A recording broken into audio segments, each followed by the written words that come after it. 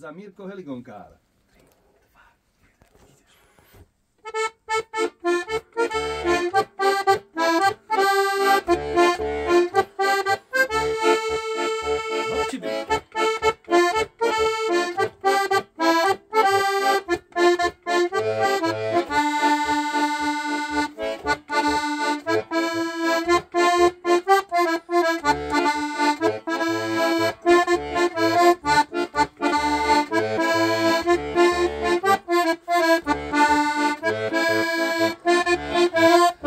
Wow, veľký potlesk poprosím všetkých štúdiu.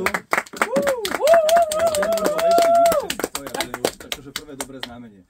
No, ja keby som po roce teda, tak ti poviem, že kamarát môj 10 rokov hovoríš? Aj ďalej. Postupuješ ďalej. A keby som mal ten golden, tak dáme golden a ideš do finále rovno. A čo je najťažšie pre teba na tej heligonke? Je niečo, čo ti robí trošku problém, že nevieš dobre zahrať alebo uchopiť alebo niečo?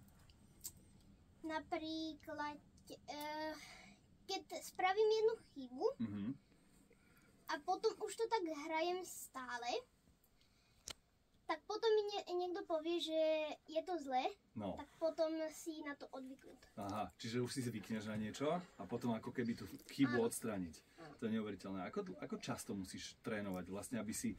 Lebo ja som si pozeral, že či tam nemáš nejaký magič, vieš, že či si to nepustil z nejakej kazety, ale to ty si zahral live.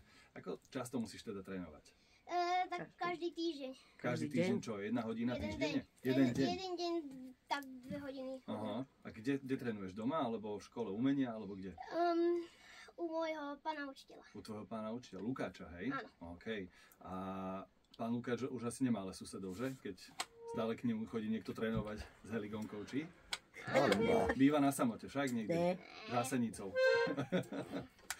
OK.